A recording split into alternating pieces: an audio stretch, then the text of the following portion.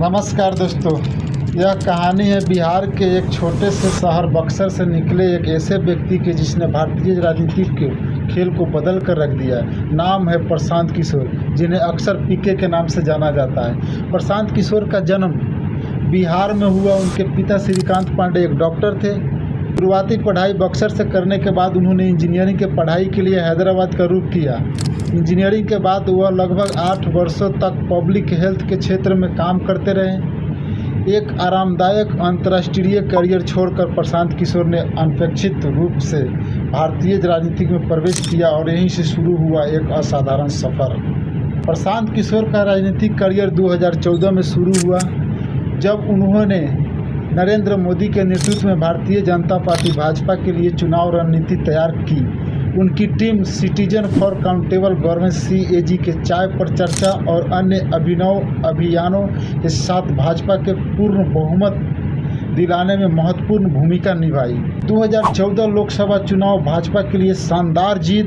2015 विधानसभा चुनाव भाजपा से अलग होकर उन्होंने जनता दल यूनाइटेड, राष्ट्रीय जनता दल और कांग्रेस के महागठबंधन के लिए रणनीति बनाई, कांग्रेस को जीत दिलाई। 2019 आंध्र प्रदेश विधानसभा चुनाव YSR कांग्रेस के लिए काम किया और YS जगनमोहन रेड्डी को सत्ता में लाने की मदद की। पश्चिम बंगाल विधानसभा चुनाव ममता बनर्जी के तृणमूल TMC पार्टी को प्रचंड जीत दिलाई। 2021 तमिलनाडु विधानसभा चुनाव MK स्टालिन के नेतृत्व में DMK के लिए काम की और उन्हें मुख्यमंत्री बनाया। एक दशक में प्रशांत किशोर ने 9 में से 8 बड़े चुनावों में सफलता का स्वाद चखा।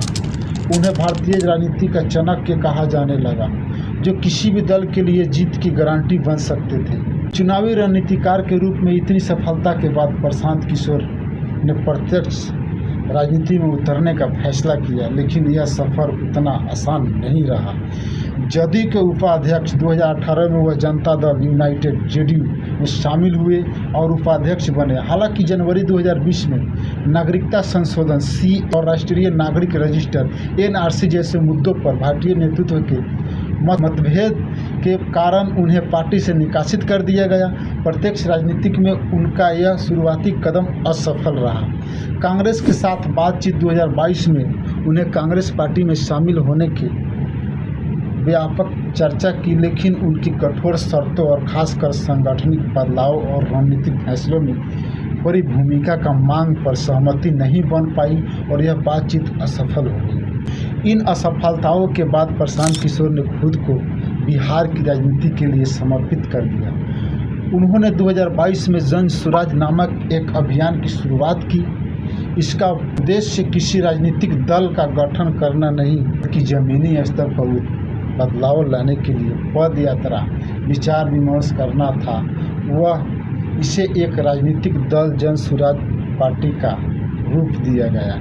आज प्रशांत किशोर बिहार में जातिवाद, भ्रष्टाचार और बेरोजगारी जैसे मुद्दों पर लालू यादव और नीतीश कुमार के शासन पर सीधा हमला कर रहे हैं। उनका लक्ष्य बिहार चुनाव को त्रिकोणीय बनाना है, लेकिन उनकी पार्टी अभी भी अपने प्रभाव को सिद्ध करने की चुनौती का सामना कर रही है।